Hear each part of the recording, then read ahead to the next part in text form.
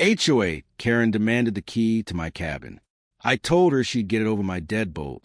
I kept my mountain house keys to myself, and that single decision was enough to send Karen spiraling. Before I knew it, she was dialing the police and trying to wedge her way into my life like she already owned it. That's when I installed a facial recognition lock, and that's when everything truly detonated. Stay with me, because this story goes off the rails fast.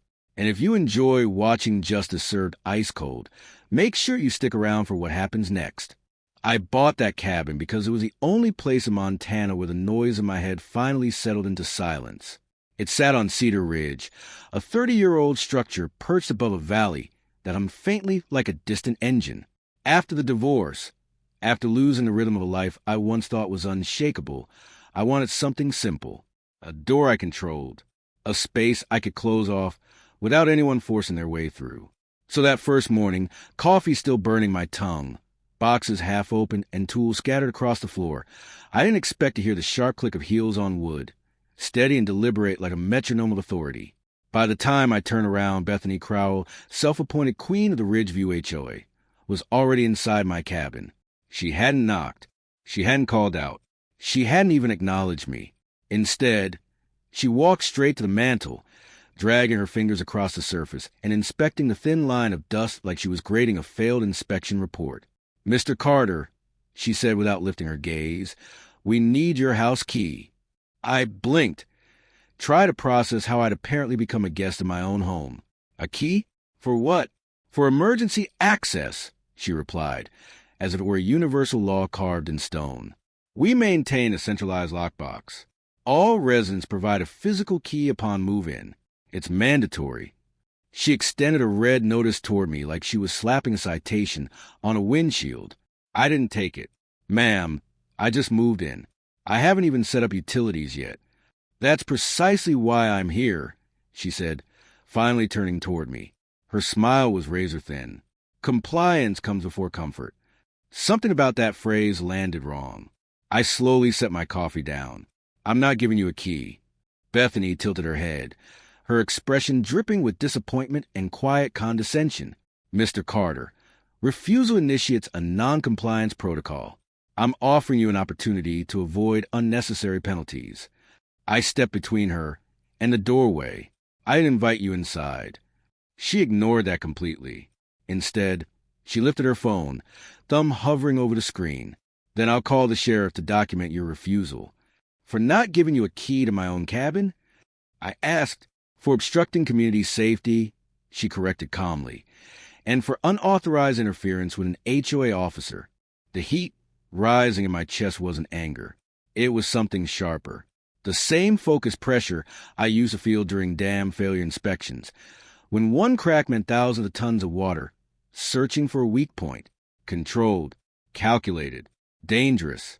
"Look," I said, steadying my voice, "I'm not refusing safety. I'm refusing your access." "That's not the same thing." Bethany stepped closer, close enough that I could see the flecks of gold in her contacts. "Your key, Mr. Carter. It's a simple request." "No." The air shifted instantly. Her pleasant mask snapped like dry wood under pressure. "You'll regret that decision," she said, her voice finally matching the steel beneath her polished exterior. "The HOA will take appropriate action." She turned sharply and strode toward the open door. "Why do you need the key so badly, Bethany?" I called after her. She paused for just a fraction of a second, then walked out without answering.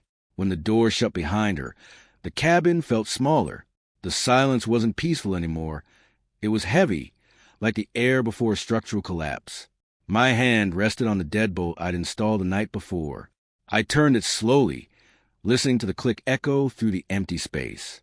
A simple sound, familiar, but now it felt like I just fired the opening shot in a war I didn't understand. I glanced at the red, noticed she left behind on my table. The text was bold, clinical, and weaponized. Mandatory key submission. 24 hours. 24 hours for what? Why was she so obsessed with getting that key? Those questions stayed with me all morning. I was still staring at the notice when the crunch of tires on gravel cut through the quiet. I stepped out onto the porch just as a sheriff's cruiser rolled up beside my truck. Sheriff Morales stepped out slowly, one hand resting on his belt, the other raised in a tired half-wave. He wasn't a man who rushed. He had that same look I'd seen in engineers when numbers didn't quite line up, concern buried under routine. "Morning, Jake," he said. "We got a call." "Let me guess," I replied. "Bethany." He exhaled through his nose. That was confirmation enough. She reported a resident refusing emergency access compliance and acting hostile toward HOA authority. Hostile? For standing in my own cabin and saying no? "Sheriff." She walked into my house uninvited. "I figured there was more to it," Morales said, opening his notebook without writing anything. "But I'm obligated to check. HOA disputes usually stay civil." She made it sound different. Of course she did. Twist the narrative early. Paint me as the problem before I even finished unpacking. "Sheriff," I said, "this property is outside Ridgeview HOA jurisdiction. The seller and title company made that very clear." He nodded. "That's why I came in person instead of sending a deputy. I've dealt with Bethany before. She tends to stretch boundaries." "Stretch." I repeated. He gave a faint grin. "Just confirming you didn't threaten her, raise your voice, or give her anything she could use." "No, I didn't even raise my tone." He snapped the notebook shut. "Then as far as I'm concerned, this call is resolved." But he didn't leave. His expression stayed too careful for that. "What else?" I asked. Morales lowered his voice. "She's already filing preliminary noncompliance penalties. Says if you don't hand over a key by midnight, the HOA may restrict utilities." "Utilities?" I repeated. "Water line, specifically." My jaw tightened. "She can't do that." "She can threaten it," he corrected. "And if she convinces the board, she can push for a hearing. If you don't respond to their system, she'll escalate." The HOA portal, their favorite weapon. Fines, notices, warnings, automated, impersonal, relentless. How does she get away with this? I asked. Morales glanced toward the valley. "Most people don't fight back. They pay or they leave. She's been running things a long time. So she thinks she can make me fold." "She thinks she can make anyone fold," he said. "But if your deed puts you outside their boundaries, she's bluffing hard. Bluffs only work if the other side doesn't know the rules. Watch yourself," he added quietly. "People like her get unpredictable when they start losing control." He drove off, leaving a cloud of dust hanging in the air like a warning. By afternoon, my phone started lighting up. One fine, then another. Non-compliance notice. Emergency access fee. $250 daily starting at midnight. Then $500. Then another notification. Potential utility review. Water safety access required. There it was. Her leverage. Out of curiosity, I logged into the HOA portal. My address was listed under a perimeter zone, not within HOA boundaries, but flagged under community impact. A loophole she created just for me. Digging deeper, I found a banner across the top. Final reminder.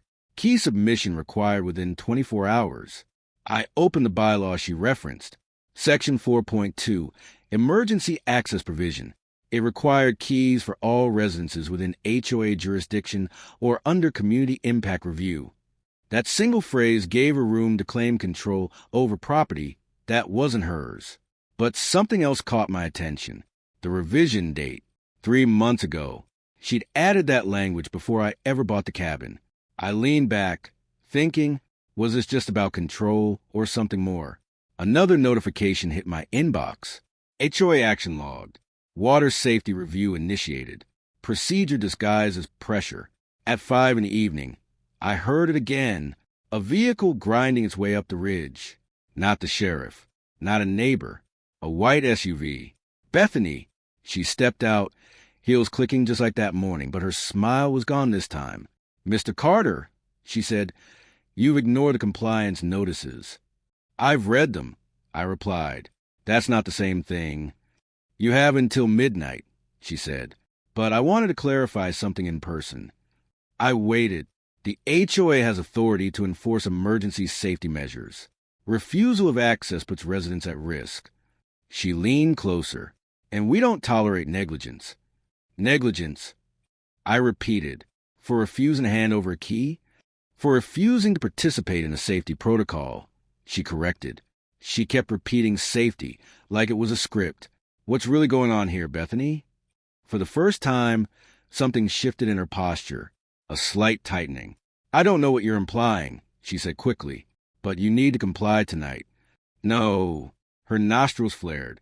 Then you will face consequences. Is that a threat? It's a guarantee.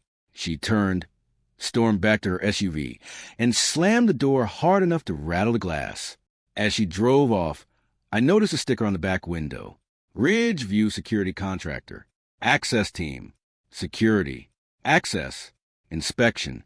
Too many overlapping words pointing in the same direction.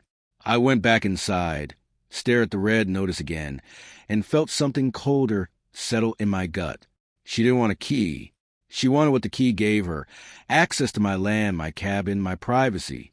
She needed something inside. Or needed to prove something wasn't. Midnight was still hours away, but one thing was clear. I wasn't folding. Not tonight. Not ever. And if she called the police again, I'd be ready. Because if her first bluff broke this easily, how far would she go next? I wasn't waiting to find out. By sunrise the next morning, my workbench was set up on the porch. Cables, screws, a reinforced steel mounting plate, and a compact biometric scanner, laid out like pieces of a puzzle.